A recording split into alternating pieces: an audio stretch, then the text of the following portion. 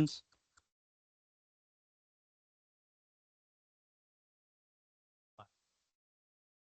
of and to the republic for which one nation God.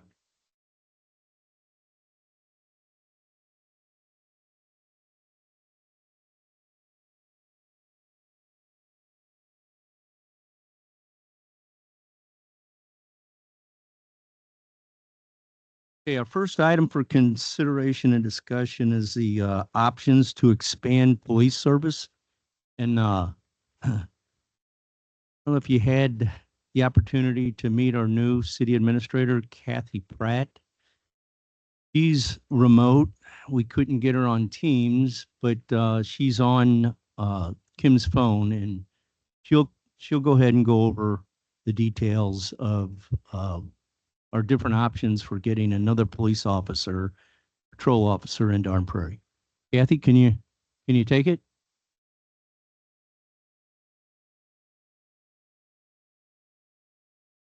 Being able to join. Someday we will have new technology in the board chambers and this will all work well, right? It's in the budget for next year. It is. So one of the things that I have heard in my very short time here as city administrator is a desire for expanded police services.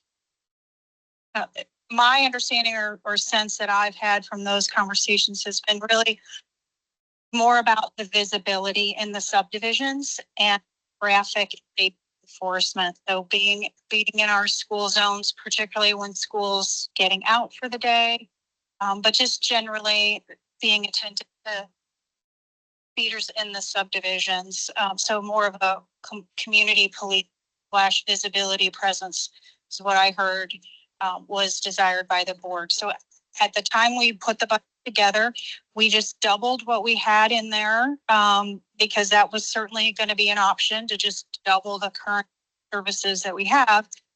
And I met with the county and we talked through some options which were included in your packet. So essentially they've developed 4 options. Captain Hunt is here this evening as well. I'm sure he'll be happy to speak on any of the options or answer any questions. But really the message that I got from them was we can tailor this whatever meets our needs and whatever the board desires to address police services in Garden Prairie. Based on, as I said, what I've heard from you all, I thought option 4 seemed to meet that goal most specifically. That would provide 2 officers working 40 hours a week, 1 officer from 7:15 a.m. to 3:15 p.m.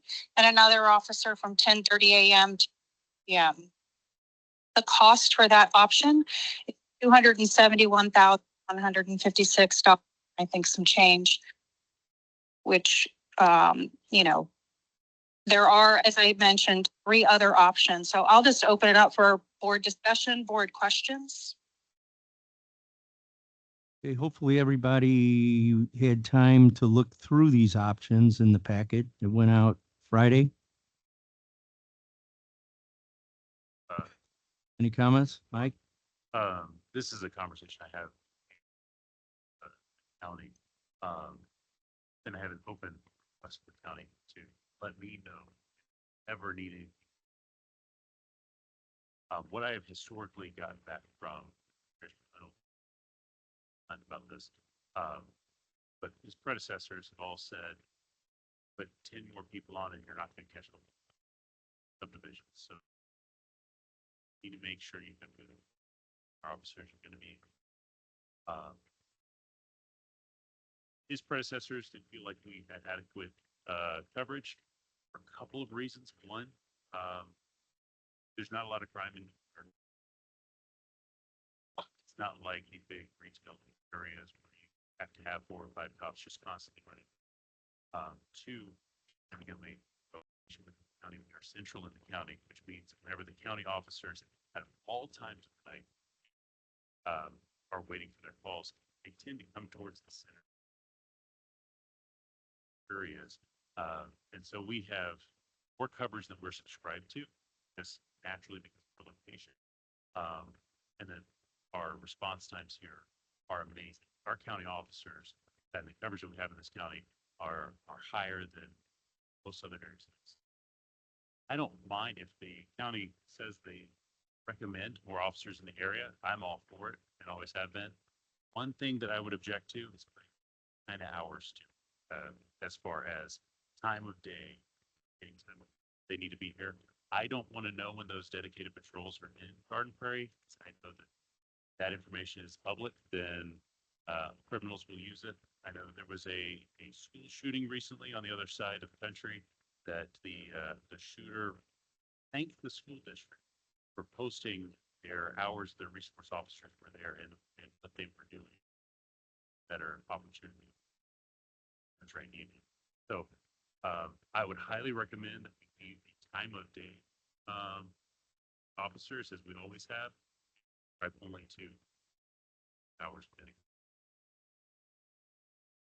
Okay, I have, since I've sat in the audience and since I've been up here, I have advocated for more police in this city. The reason I have is because we have, if you look at our court logs, we have a lot of speeding.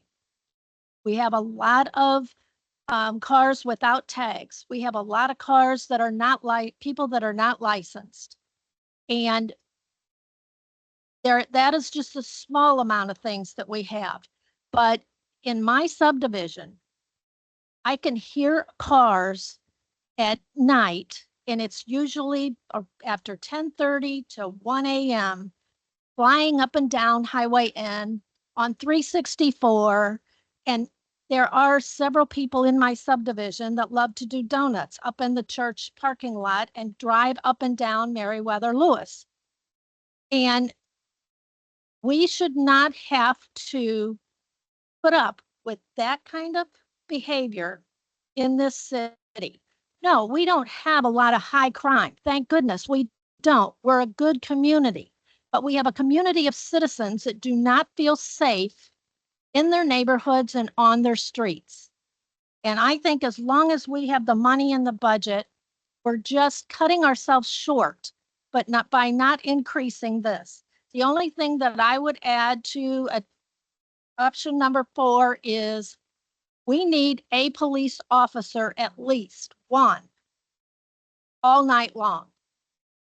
Because if we have people that are out and about at 1:30, 2:30, 3 o'clock in the morning, then we need those police officers, at least one out there in the city, to make sure that those people are not driving drunk, they are not speeding, and they are not harassing the residents in a subdivision by racing their cars and their loud mufflers. So I think option 4 is a great option. My only concern is I think we still need a police officer all night long in the city. Thank you. Currently, we have an officer from 6:15 p.m. to 2:15 a.m. But we do not have an officer specifically for Garden Prairie between 2:15 a.m. and 7 a.m.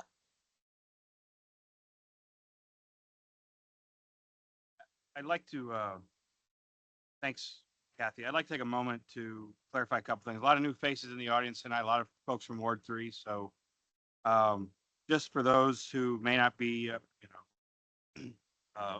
familiar with this, we contract out our police services to St. Charles County Police.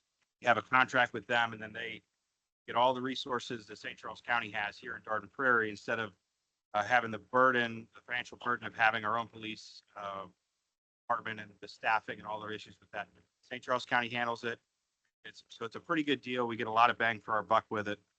And this is brought up, every year we get to vote on it. So, but kind of going back to the options, I like option 4 as well. And I do like the idea of having somebody here 24 hours a day. One question I do have to Kathy is, I'm kind of, if we did overlap 3 different, if we looked at option 4 and kind of extended it to overlap, what are the options if somebody does get tied up on a call at any time of the day? Is there some kind of a clause that if there's there's happens to be 2 crimes happening in Darden Prairie at one time, which is unlikely as that may be. Is there a backup clause in there where another police officer from St. Charles County would be obligated to come in? And if so, why couldn't we just do one officer, straddling maybe a couple hours, and that way, as Alderman Detweiler was saying, is if we do have that, then we'd have full coverage, 24 hours a day, some overlapping, but then with the option to have backup in case there was an additional crime happening at the same time, we would have that. Is that something is that an option as well, or? Sure, and I know Captain Hunt is there, and if you would like him to respond, but I believe there will be a county officer responding to an emergency call for service after the hours of 2:15 a.m. to 7 a.m. They leave us just high and dry without police coverage. We have coverage, we just don't have an officer patrolling Darden Prairie specifically. Captain Hunt's standing up in front of us now. Thanks, Kathy. Great. Yeah. That what Kathy said is true. Even if the Darting Prairie car is on a call and something comes out that's an emergency call, we will send whoever we need to that call. If it's property damage because someone's mailbox got damaged or something, we'll pen that call until that car frees up and can go over there and handle the non-emergency call. To answer your question about if you just want to supplement what we do today, it's going to be kind of difficult because there's only, I think, an 8-hour gap in the 24-hour period that you don't have coverage. So during the daytime, we cover, and this is 7 days a week. During the daytime, we cover 8 hours during the day shift. And at night, we cover 8 hours at nighttime. And those shifts the night shift is not split up. And like Kathy said, from 2:15 to 7, there's no one. But during the day, it's kind of split up. It would be kind of difficult because in the contract, we call for hiring another officer. And so selfishly, the best thing for the police department is option 1 because that hires 4 police. And you would have complete coverage through the city. Option 2 is hiring 2 police officers, 12-hour shifts. And when I say 2 police officers, it's really only 1 because we're on 12-hour shifts. And so those officers have to have days off. So you're going to have another officer hired. So option 4 is similar to option 3. It just doubles what option 3 is. Option 4 gives you 2 officers that can liaison with the city, that can address those concerns that you have, but most of you have with traffic. That is our number 1 complaint, Darting Prairie. It's number 1 complaint around the county. And there's way to modify that. No one's speeding when they see a marked police car. And everyone's stopping at a stop sign when they see a marked police car. You have the option of us using unmarked cars. So this is really, you're in a position where you can tailor this however you want for the city.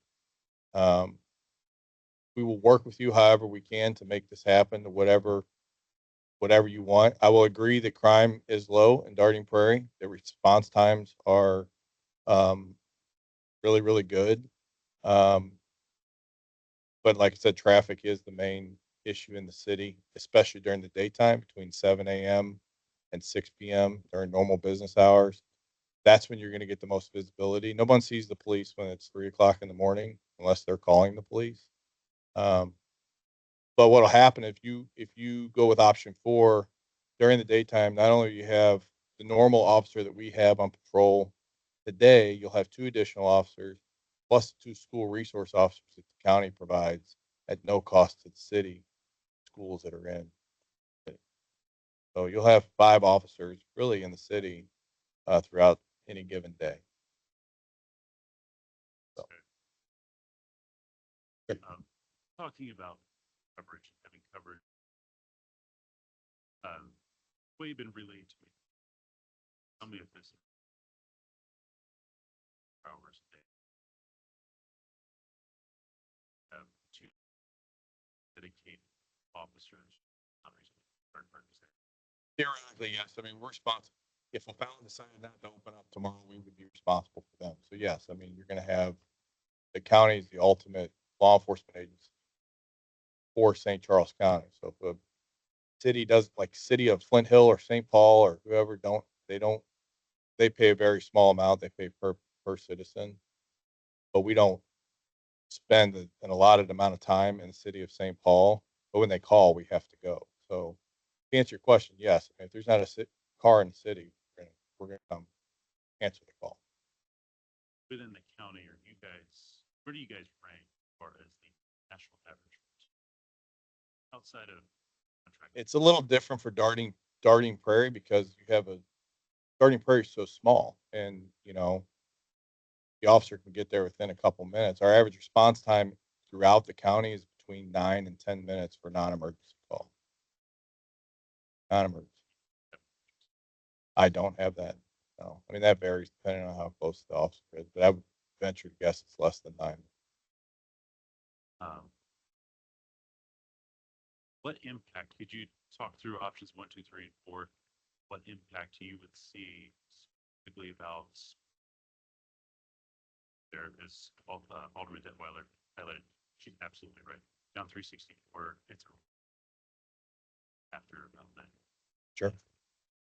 The impact that any of these would have on that person. I think anytime you're going to, no matter what option you go with, the more officers you put out there, the higher your traffic stops are going to be, and you're going to, if there's a specific focus on traffic enforcement, you're going to see a reduction in crashes. I mean, we have a traffic unit that I can also supplement in the city to come out and work with those other extra contracted officers and do saturation patrols for traffic. But the short answer is no matter what option you go to, you're going to see an increase in traffic enforcement generally and proactive patrols through the subdivisions. I mean, we've had a couple problems in the subdivisions that I think that we've addressed quickly. We've been responsive to. So you're going to see probably more attention to those problem houses and those problem subdivisions with additional officers. But yeah, traffic enforcement is going to be the main thing that you'll see an increase, and patrols and subdivisions. To your earlier point about we gravitate toward the center of the county, I don't know that we have 12 or 8 zones in the county that we cover on a daily basis. We're divided technically by Highway K, the western side of the county and the eastern side of the county. We have on any given shift probably 5 officers west of Highway K, one of which is Darting Prairie, but they're also responsible for south of 40 and north of 70 that's west of K. So we don't advocate that they gravitate towards the center of the county because we're busy throughout every zone in the county. Awesome, that's really good. What else can I answer? Thank you. Okay, on this side? My question on option 4, that would give us 3 police officers, right? Dedicated to, Well, during the day, yes. During normal Okay. business hours, yes, because the day shift officer comes on at 6:15, and they're in here. I think it's from 7 to. I'd have to look at the time. 6 to 2 and then 10 to 6. What it says on here. No, the current Current. contract. Well, I guess my question is, if we had 3 officers that would cover our city, to say in generality, is there a way to split them up that there's 24-hour coverage in the city? I can't answer that tonight, but I'm sure there is. Under the current contract, no, because you only contract for 16 hours a day. Right. And we have 4 officers to cover that because of days off and everything. I'm sure there's a way to get you 24-hour coverage. We'd have to sit down and go through the Are numbers. real close to it. You know what I'm Sure. saying? That, and Anything's Carla, doable. Is that what you're looking for, Carla? That way we would have coverage here within the city, basically Right. 24 hours a day. And I Yeah. think we could do that with 3 officers. or close to it, let's put that. Well, not necessarily, because options 3 and 4 is an officer 8 hours a day, Monday through Friday. We're on 12-hour shifts, so I have 4 platoons. Each platoon has a darting prairie car, so that's 4 officers. If you want 24-hour coverage, I got to cover another 8 hours per day, 7 days a week. So that's going to be more than one officer. That'll probably be, we'd have to work through it because we're on 12-hour shifts. We're not on 8-hour shifts. And option 3 and 4 is going to require me to get creative with payroll at the PD and we can make anything happen, but I'd have to sit down and look at it. But it's going to be more than one officer because there's 8 hours a day, 7 days a week, 56 hours a week I got to cover extra than what we're doing today. I can make that happen. If you like matrices, I can make it happen. Yeah, I would tend to agree. I think that if options are great to kind of start with, but I am 24-hour coverage options, mapping or not. This is kind of limited to having that gap on those.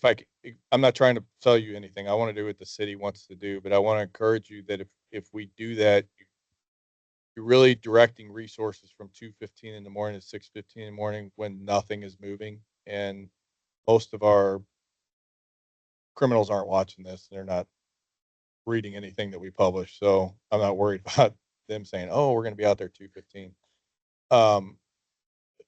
But I think you're really doing yourself a disservice, not necessarily wasting your money, but not getting the best bang for your buck from 2:15 and 6:15. Most of our car cloudings and vehicle break-ins and all of that is happening usually between 10 p.m. and 1 something a.m. in the morning. And so nothing is really moving in Darting Prairie. Twice in the last 4 years, had my house.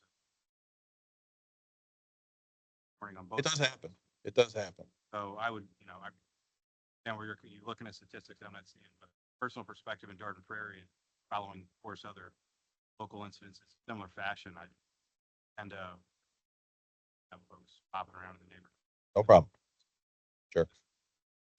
I also think weekends are important, so I don't know how we incorporate any of this into a weekend, We can make that happen. so. I think you're going to have to we're going to have to add 2 officers. Just think spitballing, we're going to have to hire 2 officers to get to 24 hours coverage, 7 days. That'd be great. And I'm happy to put together that, probably provide that after the holidays to the city or give it to Kathy and look at that, come back to the table.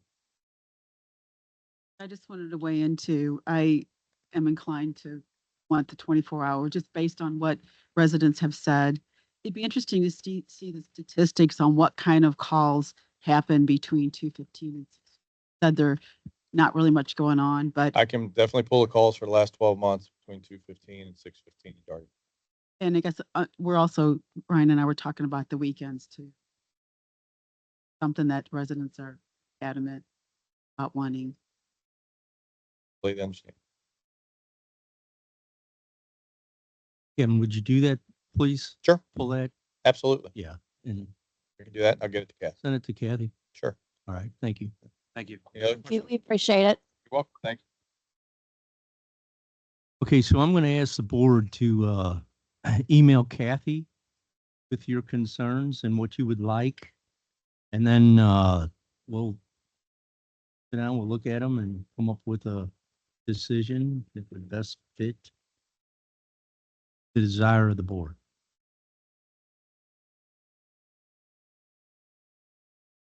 Oh, yeah. Oh, look at this. Look at this. We got Voila. it. Hey, So I was pulling my hair out trying to listen and hear. So now I'm crazy hair. were you able to hear all that, Kathy? Most of it.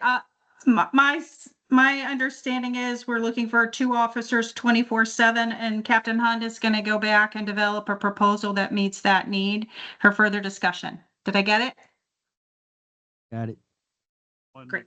addition, he is going to provide metrics on calls. My understanding. Yeah, from 2 to 6. And just for a note, Alderman Ungebrock and I sat down because we had this very similar conversation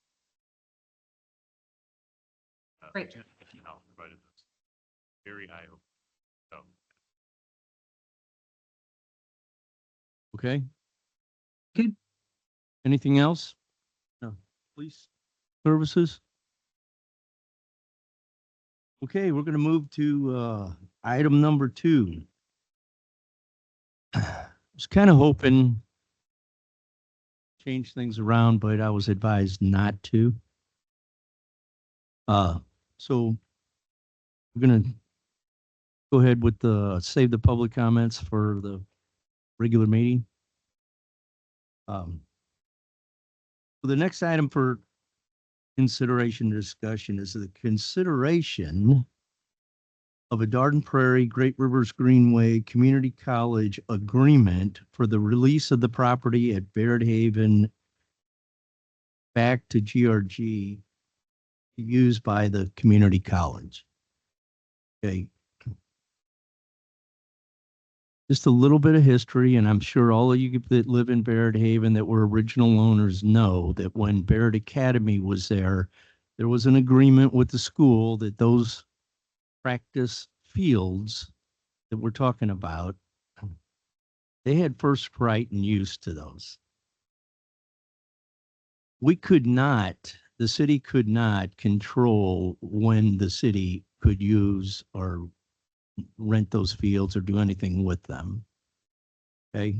There was an agreement with the school that when they weren't using them, that we could park in their parking lot.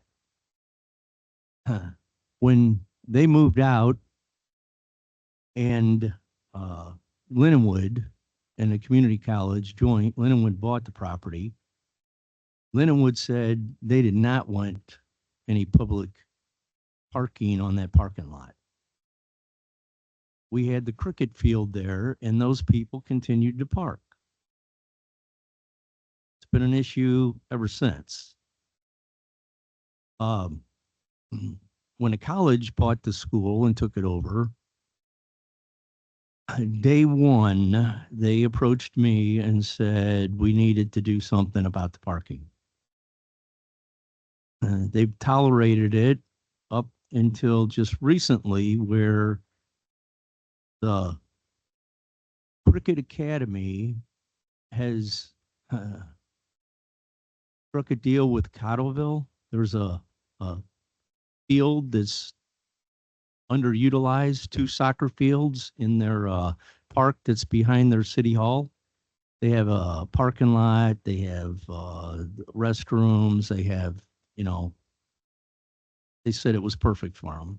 So they're going to pay to move the cricket pitch or build a new cricket pitch and move all of the cricket playing to Cottleville. The college said that they would continue to let them park and use the current pitch until they move. So they're estimating it's going to take about a year to do. Okay. So when we first were given, after the school left and we took over management of those fields, we had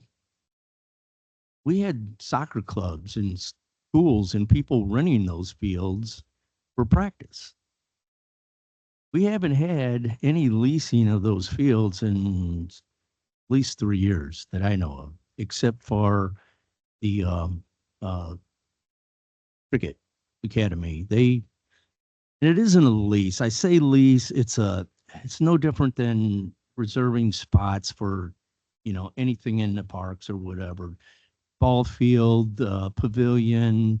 It's kind of a time slot agreement. It's a use agreement. So they had an agreement that on, I think, certain days, Saturdays and whatever, when they played in a time slot, that they had the first right of use. So people couldn't come on and, a couple minutes before they got there and use the field and tell them, no, you can't use it. Well, no, they can. And they could call the police, and on their agreement, whoever was on it could be forced to leave. Okay, so now at the culinary school now, which was the old practice gym for the school, they've expanded it. They have they've got plans to build a new building in that vicinity. They've got that it's a container uh, greenhouse hydroponic. I don't know if you guys have been through it. Have you been through it? Pretty amazing.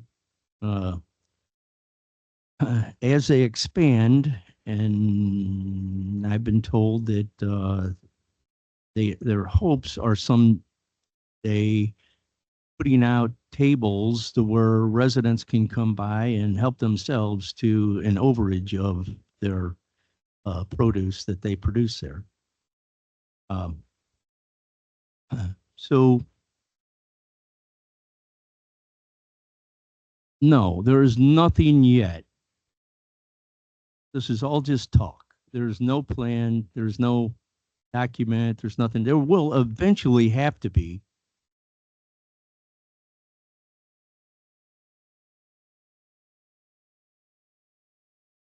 Yeah. They did give a presentation that we could provide, put on the web of what they presented, but there is no agreement, no, not even a handshake. It's just talk of what could come out of it. And I'm encouraging every one of you to take part in those discussions. The school has no problem with people coming in and discussing, you know, what it is that you'd like to see. I mean, I don't think they're going to build any kind of sports arena or swimming pool or, you know, you can't build on that property. It's floodway, and everything that's built on there has to be approved by GRG, and I think I there's a couple different agencies because it's a floodway that they have to. The Corps engineers, I think, have to get involved. The uh, so even a parking lot. When we looked into putting a parking lot down there, there was because it was in the floodway, we had to get special approval to put a parking lot down there. I know when we looked into it, it was pushing $1 million to put a drive in a parking lot to get access down there. So in the future, it'd be great to see that place utilized by the community. I know in talking with GRG here in the last couple of days, they made it clear you could not be subleased. You can't sell your part to someone else. You can't, everything that we do on it has to be approved by them. I know in the current lease, any money that's made on that property, like the money that was made from the Cricket Academy, it has to go back into the GRG property. You can't put it in our general revenue or use it for anything else. It has to be used to maintain that property. So if we come up with a use that's going to generate us a lot of money, we can't use it for the city. We have to use it for GRG property.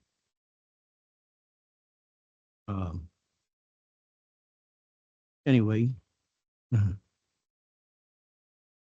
all I'm trying to do is get a temperature of the board as if they want to move forward with this, to sit down and come up with a plan to, for the college then to spend some more time and money.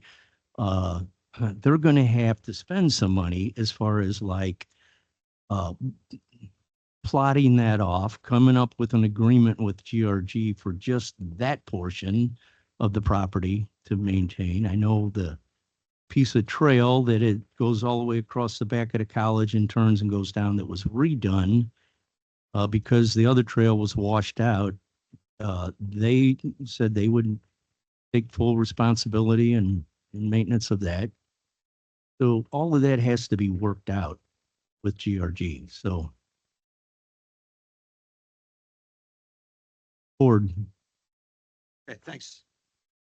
I'd like to first kind of kick things off here. Got a lot of folks from Ward 3 that have come out in the interest of this particular topic. So, and that was a good history lesson there, but kind of going into more recent history. About 2 months ago, this was brought before the board through an RBA by Alderman Coslow here next to me. He is an alderman from Ward 2, about 7 miles away from the actual park itself. He brought forward this proposal to the board to give the park to the community college because the cricket players are the only people that use it.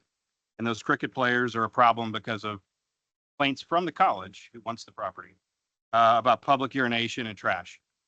So I would like to, and then so I learned during this meeting and around that time that there was also several meetings held at the community college, and nobody from Ward 3 was included in that. So I would like to ask Alderman Coslow if he could give us a little bit of information about how is this presented to you as the Alderman of Ward 2? Who, what transpired in these meetings, and how did you become the lead on this as the Ward 2 representative to give away a park to college? I want to clarify something. I'd like Alderman Coslow to respond. I want to clarify something, and I'll have John Young verify this. We can't give anything away on that property.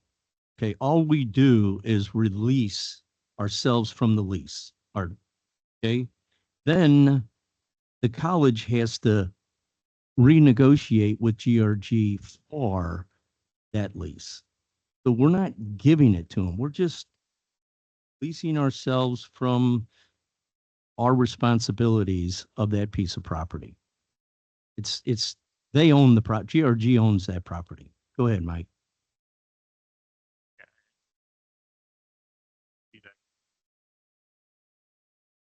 I first want to talk about this. This has been a topic of conversation going back. Was it your RBA?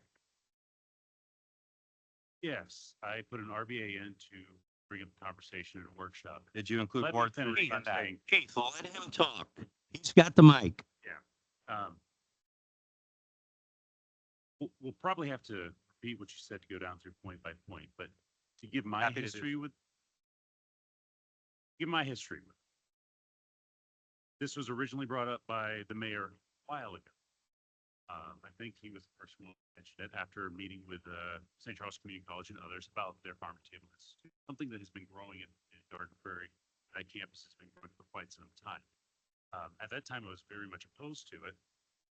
It was respectful, much more respectful than this has been so far. But we had a good discussion about it. It went away, and we decided, no, that's being used right now by the cricket players.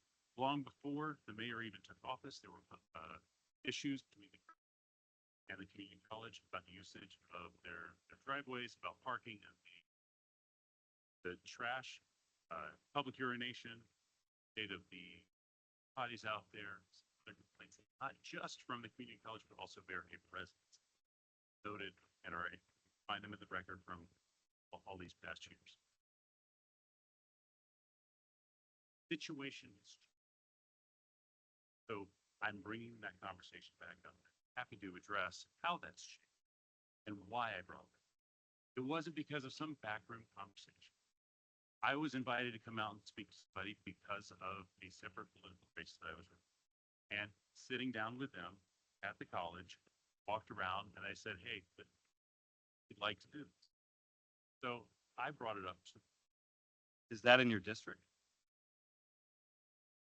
As we know, we represent our district. We also represent and all parks, all public areas of the city. Every alderman needs to be or not under the control of any specific. And so that is why I took an interest in it, brought it to the entire board to have a discussion. This narrative that I'm doing something behind the scenes and trying to cut out for 3 aldermen is. I would like to just jump in here because I did ask after Finish, Mike? this. I'll see. After this first time you brought the RBA forward, and I asked why you didn't loop me in as the Ward 3 alderman, that it happened very quickly and you didn't have time. I asked you to continue in the future, especially on this topic, please loop me in on it. I have not been invited to work to any additional meetings or discussions. So Have you asked if there have been any additional meetings and discussions? has there been? No. Um, Except for, let me clarify for the record, except for the ones that we were all involved in here at City Hall, where they made their presentations. So I think that, the mayor had pointed out that, that we can't give it away. That's kind of getting technical on that, and I certainly understand that. But I think that it's important to note the way that this is worded tonight, be on the agenda is release to give to, how's it? Release of the property by Darden Prairie back to By use of the GRG. community college. So how are we to tell them what to do? Like, how are, so that's what I mean, like, how are we even including the community college in here as the recipient of it? That's not even something we can't give it away, but we're already drawing conclusions, connections on where it's going to go based on the way that this is written here tonight. I'd be happy to respond to that. Go ahead, because I gotta, Yeah, because I spoke to GRG just to talk about the feasibility and what their thoughts were on this, because I would. And since we are in a contractual relationship with GRG, that's the person that is the group that's most important here. And their statement to me was, and I agree, the wording on the workshop tonight is misleading. Because we are talking about releasing it back to GRG, but they said they would like to know who's going to pick it up because they don't want to expend the resources to go out and find another person to manage this. Now, the only group that I have seen come forward and put an idea on the best and highest use of this piece of property under the new circumstances, no access except is the community college. I tonight like to propose something a little bit different, that we move forward with getting the legal boundaries of this park and then put it out. And I can say this is my own idea. I did speak to former Alderman Sanson of the state audience today. I think it's a great idea.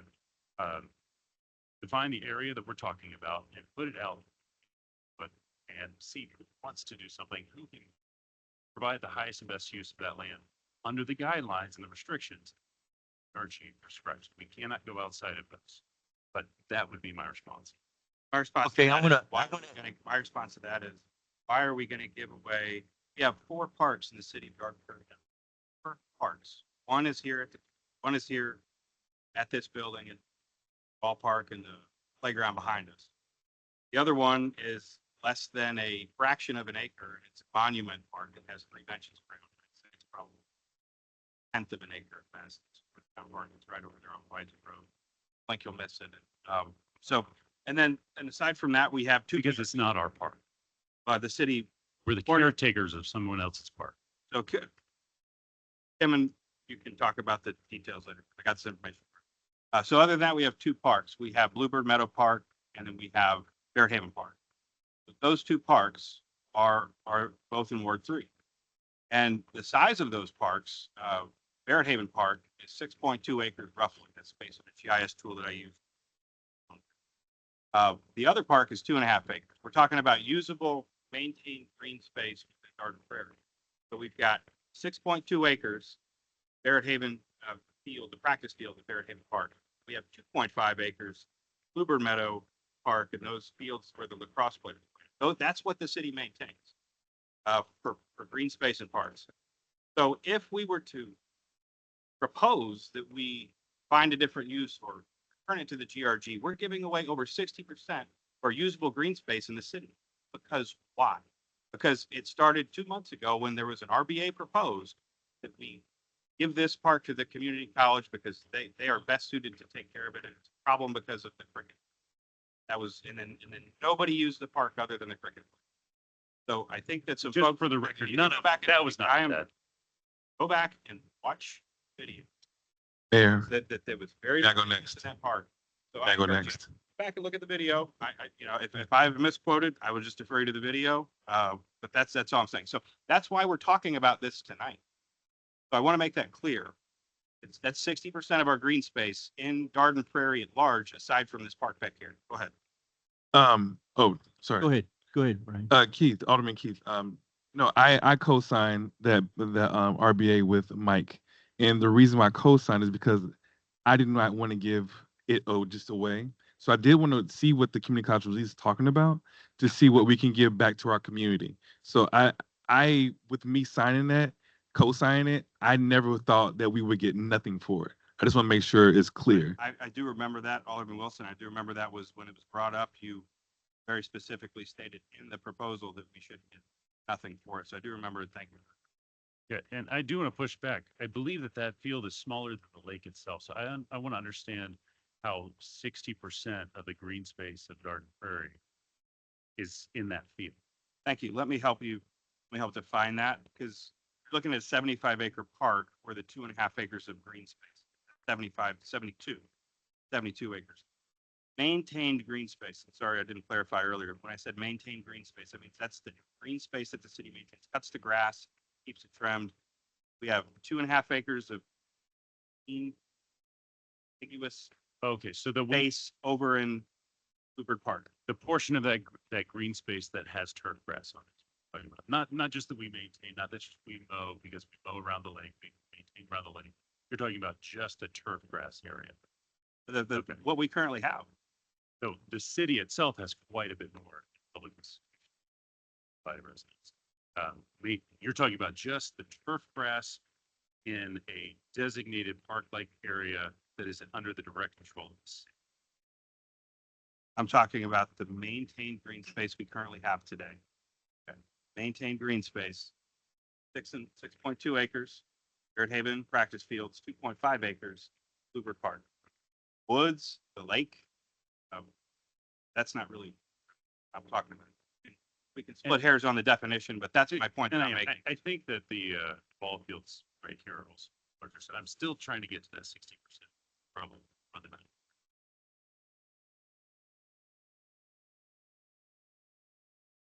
I'll defer to you. I have some comments I'd like to make, but I think that I've kind of covered the points that I want to make. But you know, the main thing is why we're even here talking about this, and that's what's really frustrating to me.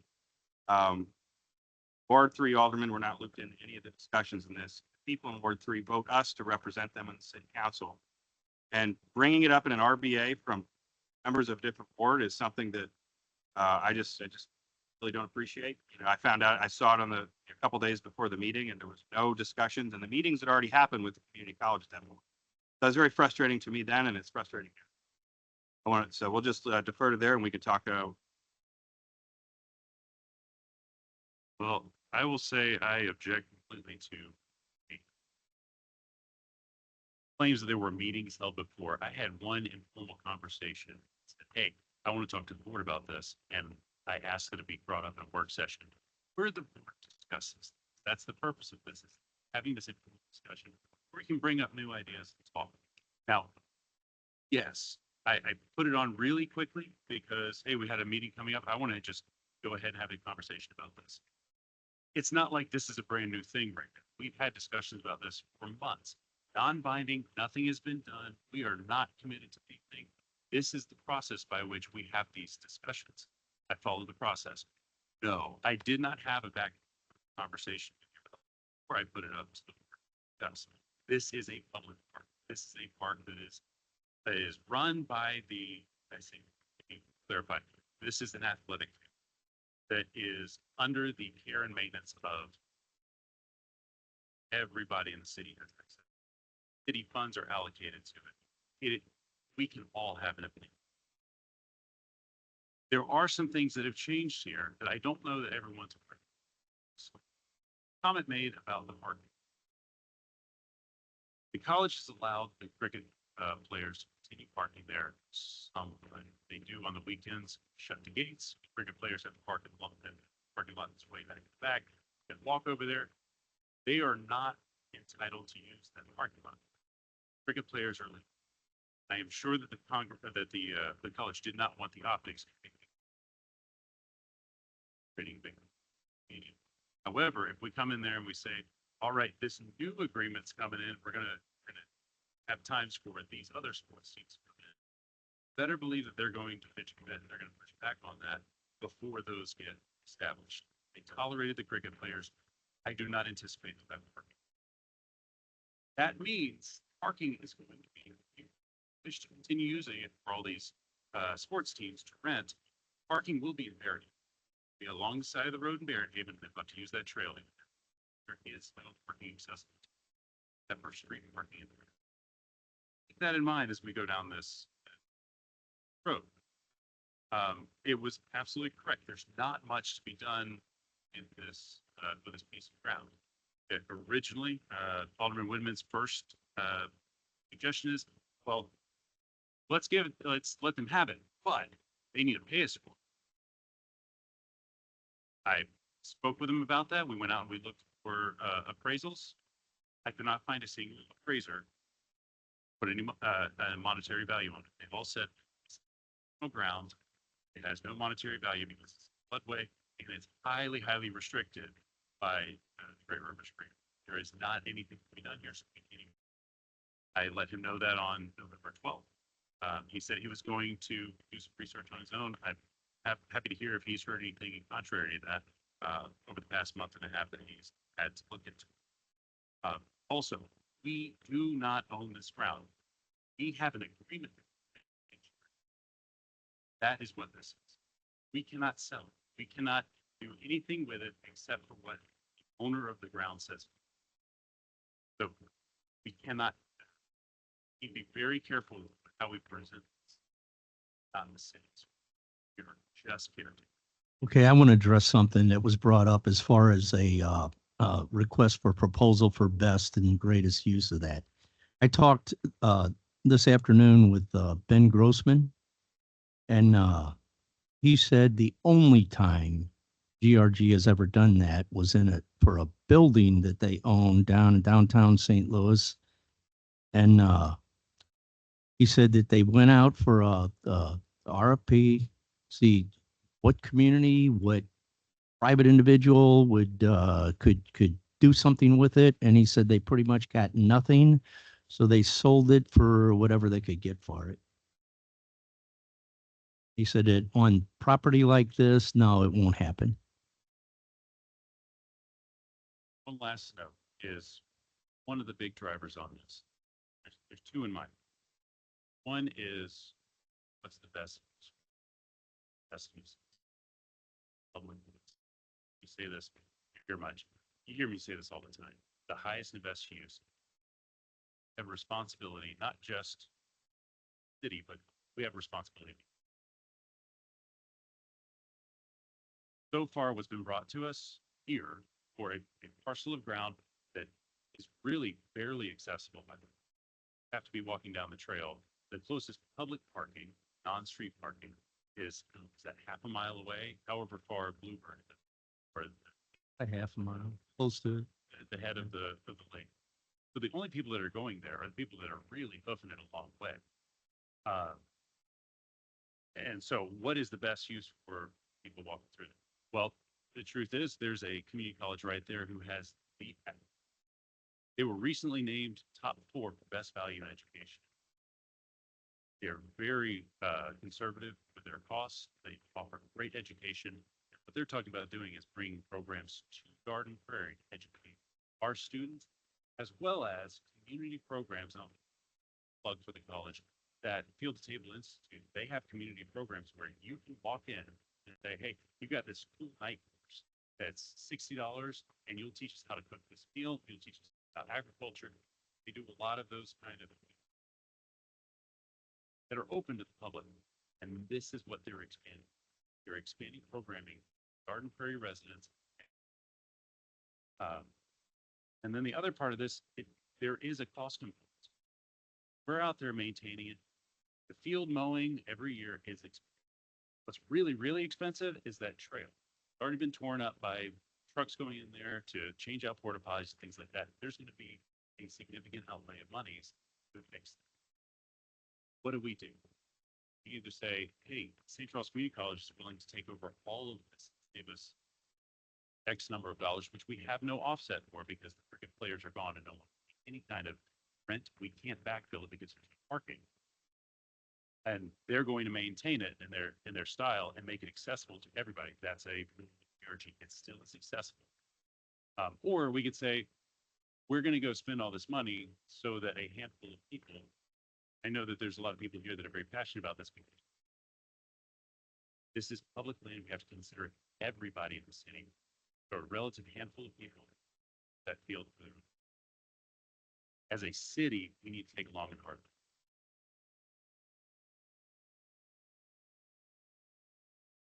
Anybody else?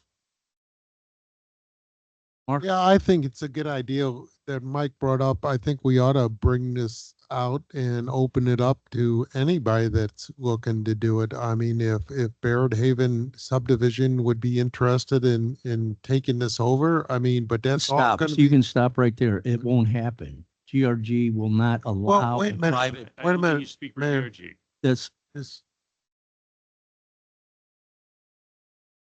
it, yeah, not to own and manage the property. Hold on, I But- spoke with GRG today and they did not seem to fall too heavily into that idea. So I think we should leave no stone unturned. Okay. And I think we should put it out there.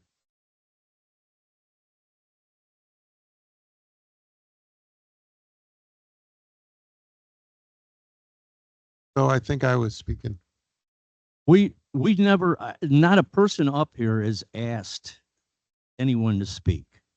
They're speaking on their own, just like you just did. There's,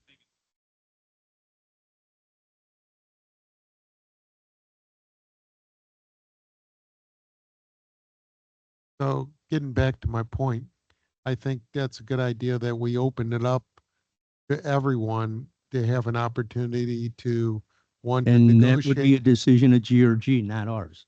Well, right, they would, to negotiate with GRG. Yeah. That's what I'm saying. So Mm-hmm. we open it up to every entity that is interested in doing it, whether it's a private venue or a subdivision or anybody. But if we post it, put it out there, let them go into negotiations with it and go from there. It's, I think that would be the best benefit. Because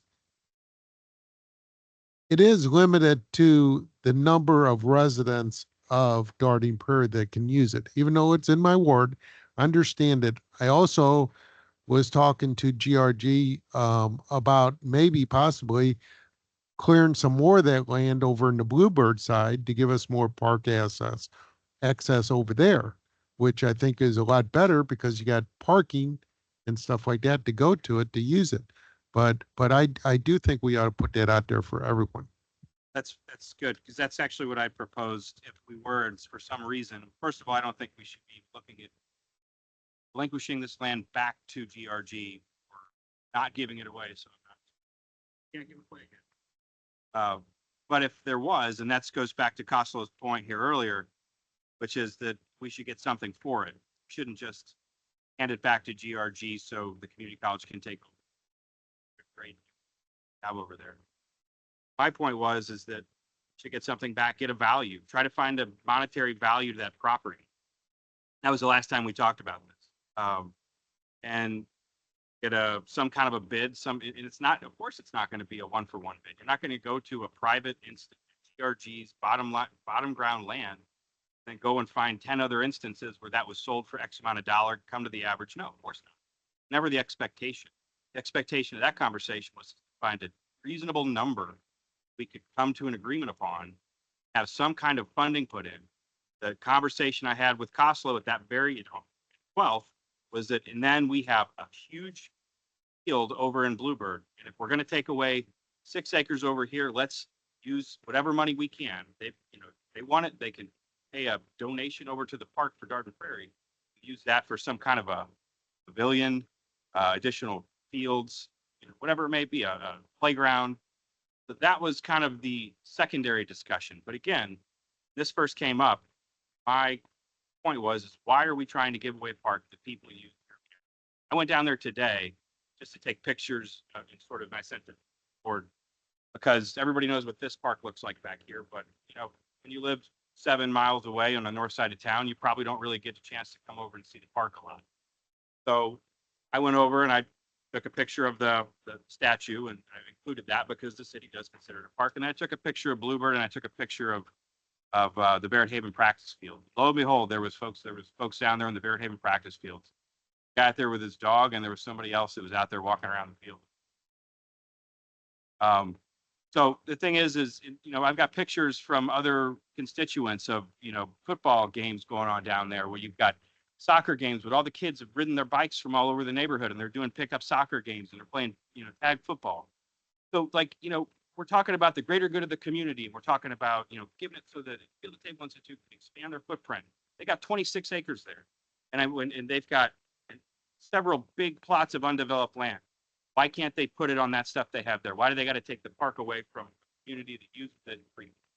That's still where I'm at with it. And I'm going to, you know, let's leave it at that for now from my lens. I got nothing more to say on this, but thanks everybody for your comments. If I can ask a question of Alderman Whitman, because I think that we glazed over the valuation question. Were you able, as you said you were going to, were you able to find an appraiser to appraise that and put a number on it? There was, no, like I just said, that, you know, what you found is relatively true, but you can also look around and. It's irrelevant. Yeah, I don't can care if you finish? put a Can I number finish? on I'm in it. the middle of You talking. can't do anything with it. It's irrelevant. I'm in the middle of talking. So, Well, there's 40 acres that were Here's- sold in Garden Prairie Creek Ground bottom land that went for 15,000 an acre within the last year. And then you can look over in Cottleville, Creek Ground bottom land from Garden Prairie. That was just put into a subdivision. And I didn't even really get a chance to get over there. 15,000 an acre seemed like a low price, but that's literally all bottom ground floodplain area. That's just north off Double D. And that's a 40-acre plot. So, I mean, just try to come up with a figure from that. That was the only point I was trying to make. Of course, you're not going to go and get multiple appraisers to come in and present with an idea, and then because we can't sell the property. That's a known quantity. So all we were trying to do is get a reasonable dollar figure to bring to the negotiating table. And that's trying to do. And then it came in the last meeting where it was proposed to move forward there was discussions to move forward to a vote, but unfortunately I was sick, not able to make it, and it got postponed to this meeting. I realized that the fact that there was even discussions about moving it to a vote, which would have been this meeting, had I not been sick, that was so, you know, that's why I'm bringing this up. So we're talking, you know, Mayor has talked about how this is just discussion and talk, but I am concerned because I don't know, once it gets passed and it gets on the formal agenda, there's a high risk that it could be voted, and it could be voted and it could just be and it couldn't be undone once it's. So I'm making noise about this. I hope I wasn't disrespectful. I would feel I was very frank. I feel like I was very direct with my statements. I do feel that there was a comment about me being disrespectful. I am very upset about this, and I'm very vocal about it. So I do apologize if there's any feelings of disrespect. I am just very upset, and I'm passionate about this, as you can tell. Ryan, did you have another clarity. comment? Hold on a minute, I'd like Mike. to No, respond no, to go ahead, something go you ahead. said. Okay, hold on, go ahead. For clarity, when you say that what I said was relatively true, what you mean is it's completely true. When I say, when I asked you, when I said I couldn't get an appraiser to put a number on it, and then I asked you if you had that same experience, and you have not had an appraiser, a single one, not three. We keep trying to make this ridiculous. You couldn't get in a single appraiser in the past month and a half, could you? That's not what I told you, that I found a realtor who pointed out a very similar piece of property.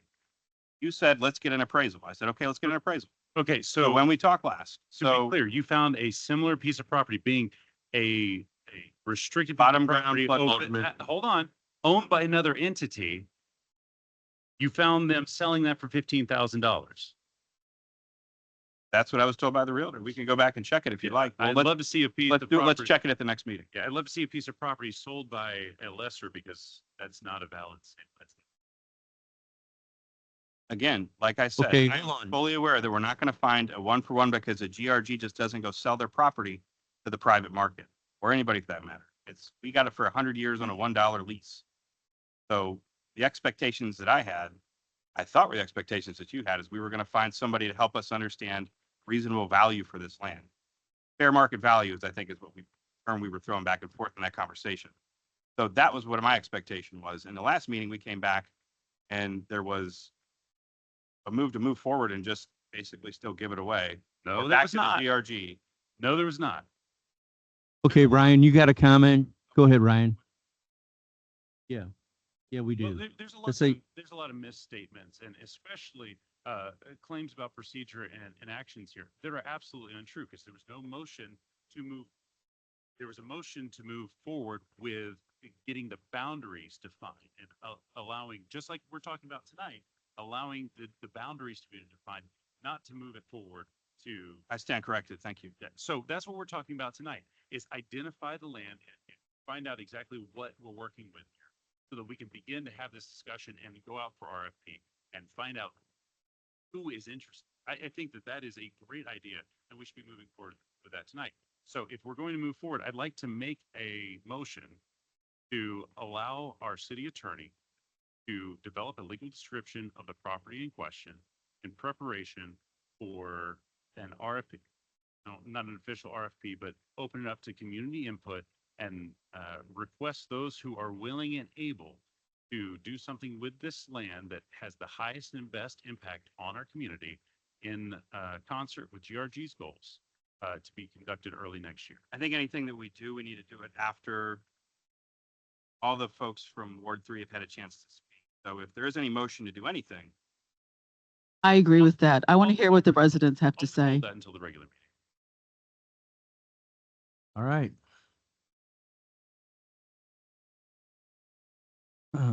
Anybody got any comments on the regular agenda? Regular meeting? Okay, let's move to staff communication, city attorney, city engineer.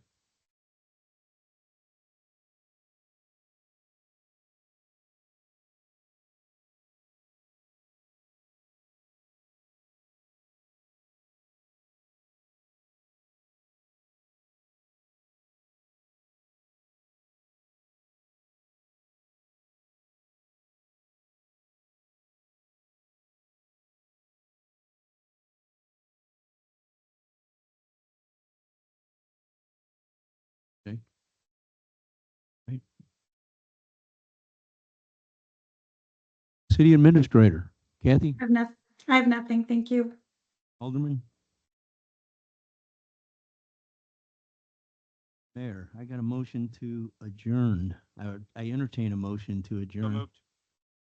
Second. Second. Carla first? Okay, second, all in favor? Aye. Okay, the Darden Prairie Board of Aldermen work session is adjourned. Let's take about 5 minutes and come back and start a regular meeting.